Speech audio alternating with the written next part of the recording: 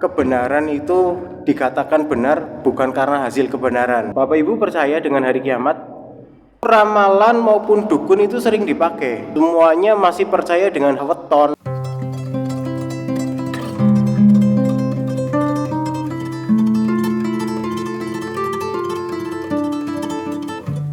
Assalamualaikum warahmatullahi wabarakatuh. Alhamdulillahirrahmanirrahim. Wassalatu wassalamu ala asyrafil anbiya'i wal mursalin wa ala alihi washabihi ajmain. Alhamdulillah, puji syukur mari kita panjatkan kepada Allah Subhanahu wa taala, Tuhan yang Maha Esa. Atas rahmat nikmat karunia-Nya kita dapat berkumpul pada malam hari ini setelah melaksanakan sholat Isya secara berjamaah, tentunya dalam keadaan sehat walafiat. Salawat dan salam senantiasa tercurah kepada Rasulullah Muhammad Sallallahu Alaihi Wasallam beserta keluarga, sahabat dan para pengikutnya yang istiqomah hingga akhir zaman nanti. Amin. Alhamdulillah, Bapak Ibu jamaah sholat Isya Masjid Al-Ikhlas yang insya Allah dirahmati Allah. Malam hari ini saya mendapat amanah, mendapatkan mandat dari Pak Fahmi maupun dari Pak Anto untuk menjadi berbagi ilmu bersama. Kalau terus terang secara keilmuan masih cukup kurang ya, tapi mudah-mudahan apa yang mungkin nanti bisa saya sampaikan menjadi satu kebermanfaatan untuk kita semua, untuk menjadi insan manusia yang mudah-mudahan terus membenahi diri menjadi lebih baik. Dan malam hari ini sebetulnya saya itu dikasih kesempatan dan tentunya juga bingung Pak Fahmi. Karena biasanya bicara adalah kita harus ngomong masalah marketing dan ngomong bisnis, ini harus menyampaikan suatu kebenaran kepada umat. Tapi bagaimanapun namanya kebenaran harus kita sampaikan agar kita dapat melakukan pengereman ya, bahkan menstop tindakan-tindakan yang memang tidak selayaknya dapat untuk dilakukan. Dan mohon maaf sebelumnya mungkin bila malam hari ini nantinya dari apa yang saya sampaikan masih banyak kurangnya dan juga mungkin bisa jadi menimbulkan perdebatan terbaru ya, padu lagi nggak apa-apa. Semakin Bapak Ibu mau untuk menggali pengetahuan, insya Allah akan semakin sering padu gitu ya bahasa Jawanya. Tapi untuk mencari sebuah kebenaran yang benar, karena apa yang terjadi saat ini itu lebih dominan kebenaran itu dikatakan benar bukan karena hasil kebenaran, tapi karena hasil sebuah hal yang umum yang dinyatakan benar, sehingga apa yang benar itu tidak bisa tersampaikan. Dan tentunya apa yang saya sampaikan insya Allah malam hari ini adalah tidak jauh dengan fenomena yang terjadi di masyarakat kita. Tidak terlepas dengan namanya istilah ramalan, zodiak, hitungan, dan dugaan.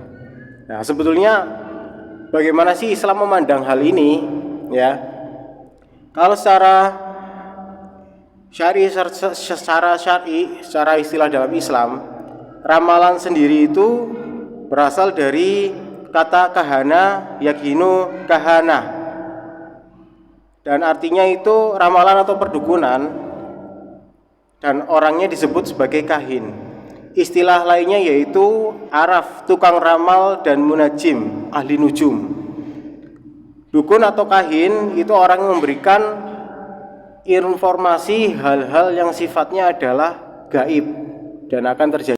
Tadi mungkin Bapak Ibu semua telah menyimak qiraah dari awal pertama, yaitu surat At-Takwir ya. Itu tidak lain tidak bukan adalah membicarakan tentang hari kiamat. Sekarang pertanyaannya, Bapak Ibu percaya dengan hari kiamat? Kalau nggak percaya berarti meragukan Al-Quran, karena itu sudah tertuang pasti di dalam ayat Al-Quran. Nah, sementara itu bagaimana sebetulnya yang dimaknai sebagai sebuah ramalan, kahin, arafah, munajim itu pengertiannya sama, yaitu memberitakan hal-hal yang sifatnya gaib masa depan. Nah, sementara dalam konteks bahasa Indonesia, dalam ilmu sosiologis, itu ramalan maupun dukun itu sering dipakai. Ada istilah namanya dukun bayi, ada istilah namanya dukun pengantin. Ya. Tetapi itu sifatnya adalah bukan berkaitan dengan hal-hal yang syar'i. Memang sebuah ramalan itu menjadi dua sebab. Yang pertama adalah sebab syar'i, yang kedua adalah sebab karena qadri. Yang syar'i itu artinya adalah sesuatu yang memang sudah dipastikan karena kita melakukan sesuatu nanti berakibat pada sebuah hal, dan itu didasarkan pada Al-Quran dan Al-Hadis. Sementara kalau sebab qadri itu sesuatu yang sifatnya adalah berulang dan berpola. Nah, sebagai contoh adalah ketika seseorang melakukan maksiat, maka nantinya apa yang terjadi? Yaitu terjadi sebuah musibah atau bencana. Begitu juga ketika orang melakukan perbuatan baik, yang terjadi adalah dia akan mendapatkan pahala dan kebaikan. Itu dalam konteks sebab syar'i. Nah, sementara sebab qadri itu bagaimana? Nah, sebab qadri itu adalah sesuatu yang memang dia ada di dalam nalar manusia. Misalnya, seseorang belajar terus-menerus, maka nantinya menjadi pintar. Seseorang melakukan aktivitas terus-menerus, maka nantinya kemungkinannya dia badannya menjadi kecil. Itu secara nalar, jadi terjadi pola. Atau ramalan cuaca, sesuatu yang memang dia itu ada dasar indikasi, indikator, ya, atau standar-standar yang terpenuhi. Jadi nanti bisa diambil kesimpulan. Lalu sebetulnya bagaimana dengan korban dari peramalan ini ya? Konteks dalam peramalan di syar'i ini, sebenarnya sampai dengan saat ini korban peramalan itu hampir mayoritas melanda semua golongan. Tidak yang pinter, tidak yang kurang pinter, tidak yang rakyat jelata, tidak yang pejabat. Semuanya masih percaya dengan hal-hal demikian. Bahkan di fenomena masyarakat kita ya, yang paling mudah ya masalah weton dan hitung-hitungan. Itu sangat melekat sekali. Sehingga apa yang tadi saya sampaikan di awal, ini bisa jadi sebuah perdebatan. Ada orang yang mengatakan weton itu kan kebiasaan leluhur kita. Iya, itu betul. Tapi bila kita sudah mengkaji Al-Quran, sebetulnya itu sesuatu yang keliru. Nanti di belakang akan saya sampaikan akibatnya. Nah, konteks korban dari peramalan ini itu biasanya memang dilatar belakangi oleh beberapa hal. Konteks ekonomi, yaitu ya masalah pesugihan, itu sudah pasti ya. Mungkin kalau Bapak Ibu pernah tahu namanya Gunung Serandil itu di selatan, wah itu tempat-tempatnya ya. Kemudian masalah perjodohan, nah itu tadi berkaitan dengan weton. Oh, kamu lahirnya hari Rabu Kliwon, maka calon kamu tidak boleh jadi Jumat Kliwon, misalkan seperti itu. Nah, kemudian ramalan sebagai pejabat, masalah jabatan politik, ini juga sering terjadi dan banyak. Makanya apa yang disampaikan malam hari ini itu mudah-mudahan menjadi pengerem kita. Oh, ternyata apa yang kita lakukan itu kurang tepat, di agama tidak boleh. Kemudian apa yang menjadi dasar praktik perdukunan, ramalan, zodiak ini masih sangat-sangat marak terjadi. Yang pertama pasti karena lemah iman, itu sudah pasti. Padahal sudah selayaknya kita sebagai umat muslim itu memperkuat iman kita. Iman itu bagaimana? Iman itu tiap hari adalah fluktuatif, naik turun Bapak Ibu. Sehingga mau tidak mau yang pertama dipaksa adalah rohani kita, diri kita dalam diri harus menjadi lebih baik. Ya sederhananya mungkin untuk bisa melatih iman kita, ya Bapak Ibu mulai dari waktu dini hari. Kurang lebih mungkin 2:30 atau jam 3 atau 3:30 ada ayam bersuara, itu ayam jago kukuruyuk, itu bisa bangun, itu alhamdulillah, berarti salah satu ada kemauan di dalam diri. Karena untuk memperbaiki keimanan, memperbaiki kebiasaan itu dimulai dari pagi hari. Jadi kalau ayam jago udah keluruk kok masih tidur, ya insya Allah dipastikan rezekinya akan diambil sama ayam jago. Tapi kalau keluruyuk udah bisa bangun, insya Allah rezekinya bisa kita ambil. Kira-kira seperti itu. Kemudian hal kedua yang menjadi dasar kenapa masalah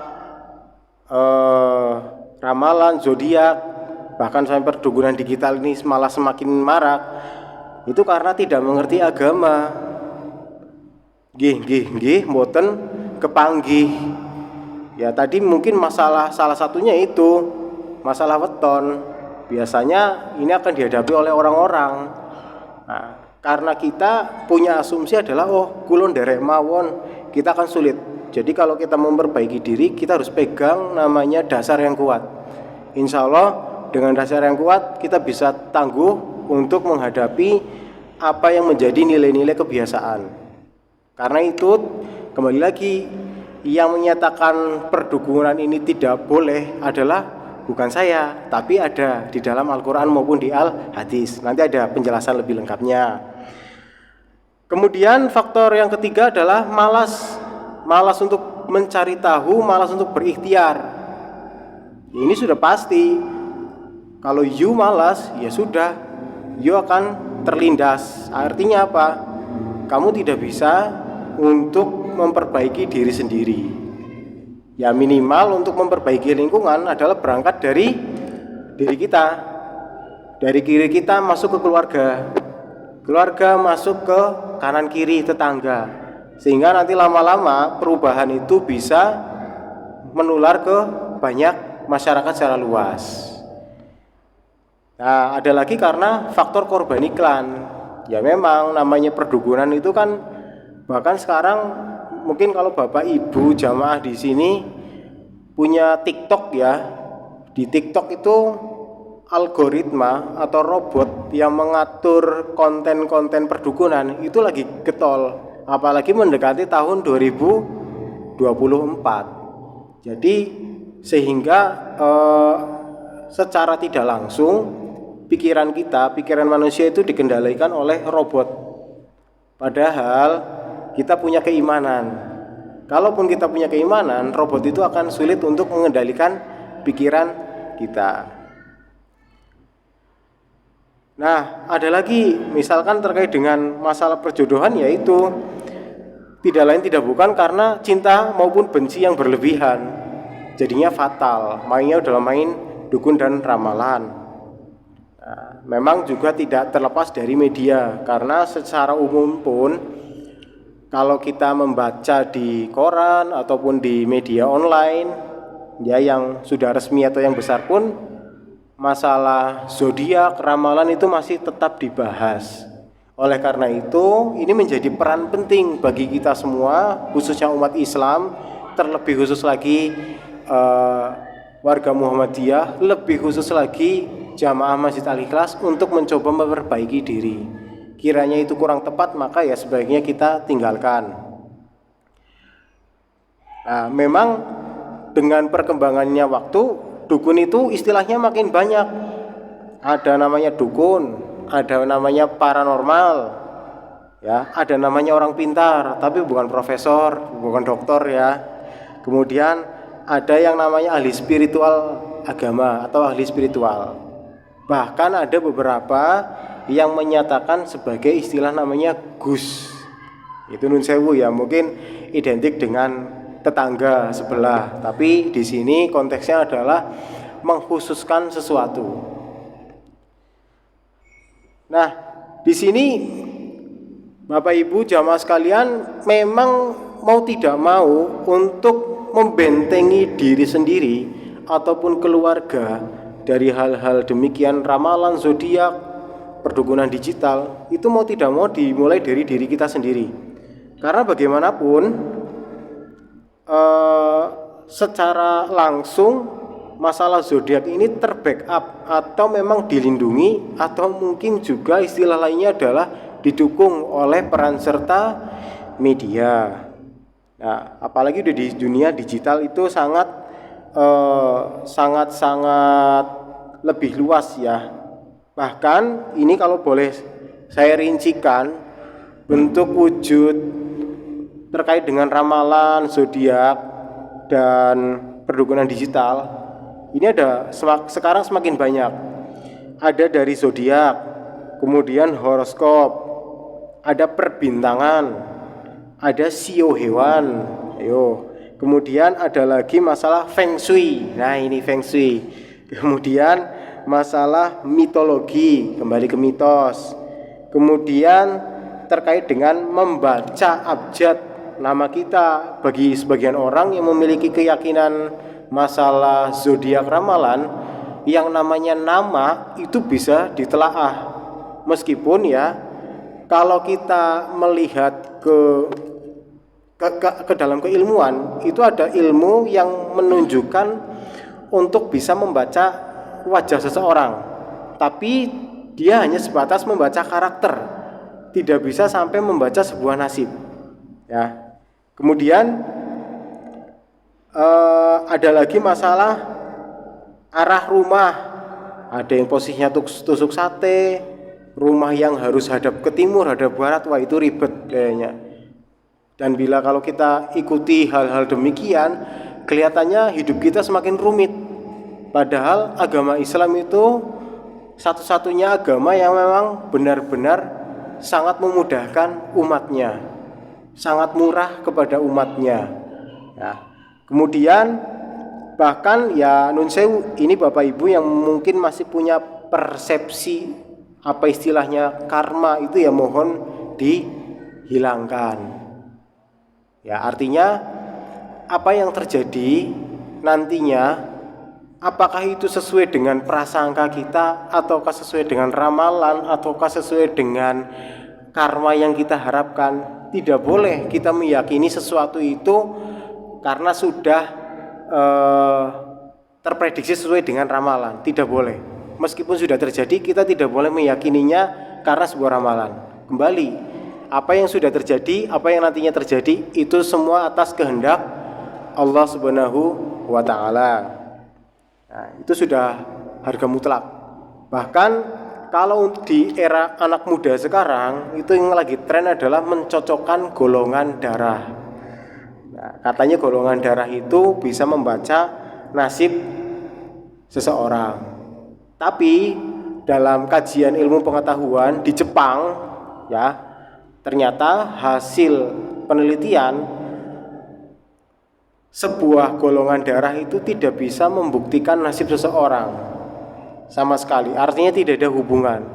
Sehingga ya itu hanya sebatas gimmick sajalah, gimmick peran serta konten, peran serta media supaya bisa dibaca. Nah, pertanyaannya sederhana. Sekarang bila Bapak Ibu punya keturunan, punya putra-putri banyak gitu, kemudian diramal, apakah semuanya juga akan sama? Kan secara logika tidak mungkin. Bahkan pisang yang dalam satu tudun pun pasti ada yang kurang baik. Jadi bahasanya bukan jelek ya, tapi kurang baik, hanya kurang diperbaiki. Nah,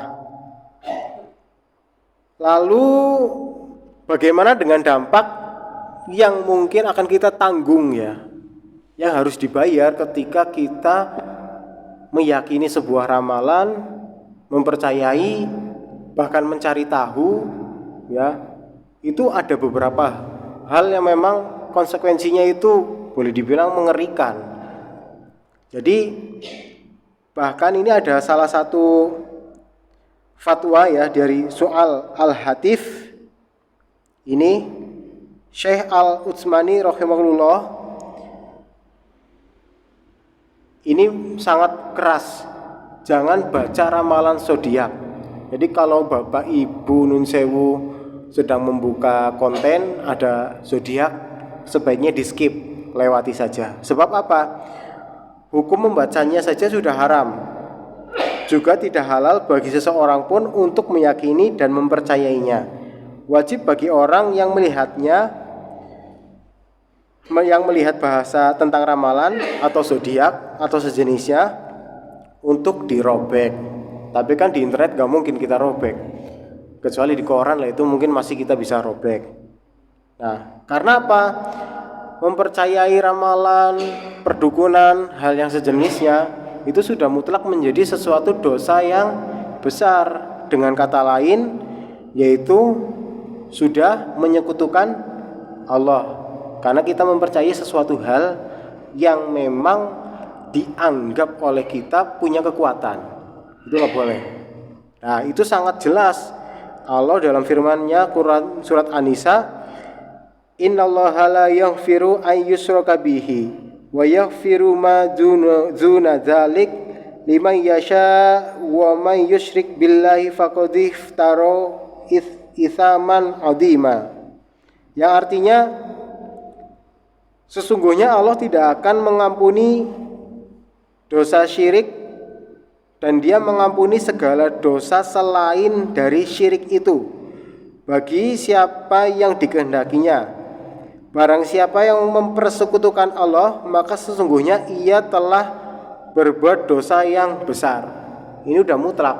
Jadi kalau Bapak Ibu mungkin masih idealis, oh enggak, saya harus percaya dengan weton saya harus percaya dengan mbah-mbah saya, ya udah game over. Kayaknya kelihatannya ya masuk pertanyaan siksa kubur jalur jalan tol, kelihatannya seperti itu ya, karena ini sudah tertuang di Al-Quran secara pasti ya. Kemudian juga dituangkan dalam surat Quran surat An-Nisa ayat 116, innallaha la yaghfiru ayyushraka bihi wa yaghfiru ma dzuna dzalik liman yasha wa man yusyrik billahi faqad dhalalan ba'ida. Yang artinya sesungguhnya Allah tidak mengampuni dosa mempersekutukan sesuatu dengan Dia, dan Dia mengampuni dosa yang selain syirik bagi siapa yang dikehendakinya. Barang siapa yang mempersekutukan dengan Allah, maka sesungguhnya ia telah tersesat sejauh-jauhnya. Ini sudah mutlak di Al-Quran, sudah tertuang.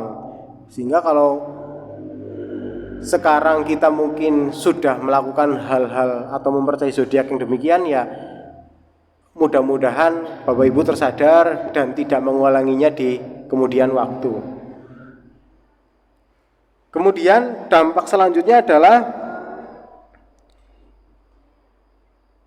wujud keingkaran kepada Allah dan Rasul-Nya. Ini juga diriwayatkan dalam hadis Ahmad ya, dari Abu Hurairah dan Al Hasan dari Nabi SAW. Beliau bersabda, barang siapa mendatangi, ini baru mendatangi ya, baru datang. Barang siapa mendatangi seorang dukun atau peramal, kemudian membenarkan apa yang ia katakan, maka ia telah kafir terhadap wahyu yang diturunkan kepada Muhammad SAW. Ini baru datang saja sudah divonis, apalagi kalau sampai mempercayai. Kemudian ada lagi konsekuensi selanjutnya adalah tidak diterima sholatnya selama 40 malam. Nah, ini diriwayatkan dalam hadis Muslim dari sebagian para istri Nabi SAW. Dari Nabi SAW beliau bersabda, barang siapa mendatangi, lagi-lagi mendatangi tukang tenun, lalu ia bertanya kepadanya tentang suatu hal, maka sholatnya tidak akan diterima selama 40 malam. Nah, ini Imam An-Nawawi mempertegas bahwa seseorang melakukan perdukunan hanya menggugurkan kewajiban. Artinya kita sholat selama 40 hari itu hanya kewajiban saja yang gugur, sementara sholat dan ibadah kita itu tidak mendapatkan pahala. Jadi ini jelas Bapak Ibu sekalian bahwa terkait dengan kepercayaan, keyakinan kita pada suatu ramalan, prediksi yang sifatnya adalah mengganggu keyakinan kita, itu sangat amat merugikan. Karena di dalam Al-Quran sudah sangat jelas ya, maupun di hadis juga sangat jelas dinyatakan. Bahkan akibat selanjutnya adalah ini bahaya, menjadi racun amal kita. Kalau bahasa anak muda itu boleh dibilang sebagai toksik ya, racun, toxic friendship gitu ya, racun pertemanan. Ini ada dinyatakan juga dalam Quran surat Az-Zumar ayat 65.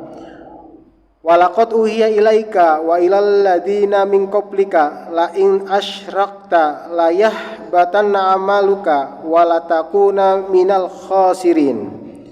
Ini artinya, dan sesungguhnya telah diwahyukan kepadamu dan kepada nabi-nabi yang sebelummu, jika kamu mempersekutukan Tuhan, niscaya akan hapuslah amalmu dan tentulah kamu termasuk orang-orang yang merugi. Nah, ini jadi dengan kata lain, namanya percaya dengan ramalan udah pasti ini, sudah dipastikan merugi diri kita. Karena di Al-Quran tidak satu ayat saja yang menyatakan, banyak ayat yang menyatakan hal demikian. Bahkan resiko selanjutnya yaitu pelakunya diharamkan untuk masuk surga. Ini tertuang dalam surat Al-Maidah ayat 72, yang artinya bahwa sesungguhnya telah kafirlah orang-orang yang berkata, sesungguhnya Allah ialah Al-Masih putra Maryam. Padahal Al-Masih sendiri berkata, hai Bani Israel, sembahlah Allah Tuhanku dan Tuhanmu. Sesungguhnya orang yang mempersekutukan sesuatu dengan Allah, maka pasti Allah mengharamkan kepadanya surga, dan tempatnya ialah neraka. Tidaklah ada bagi orang-orang zalim itu seorang penolong. Itu dalam surat Al-Maidah ayat 72. Nah, bahkan memang perdukunan ini kan terus berkembang. Bahkan siapa saja pun sekarang, termasuk saya bisa, Bapak Ibu jamaah juga bisa, itu bisa melakukan melalui perdukunan digital. Nah, maka sebaiknya meskipun itu pekerjaan yang menggiurkan ya secara pendapatan, pendapatannya lumayan loh, tapi sebaiknya tidak perlu dilakukan. Karena pendapatan dari perdukunan ini tergolong pendapatan yang haram ya.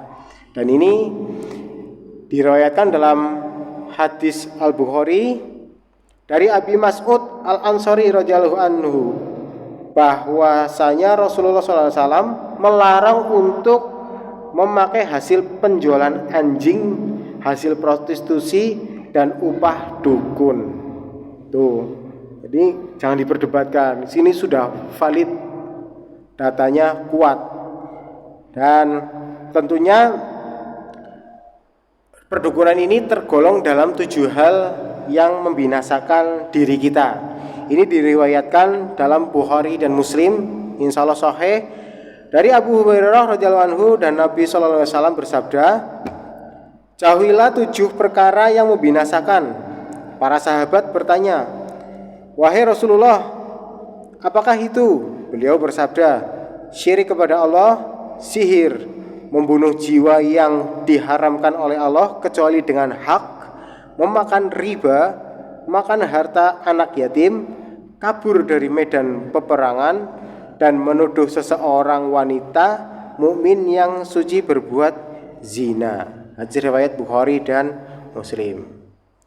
Jadi kesimpulannya di kajian yang singkat ini, marilah kita sama-sama berintrospeksi diri ya. Bila mana kemarin kita masih mempercayai hal-hal yang demikian, mudah-mudahan ke depan menjadi insan yang bertakwa dengan memperbaiki diri, dan mudah-mudahan Allah Subhanahu wa taala juga mengampuni apa yang telah kita perbuat.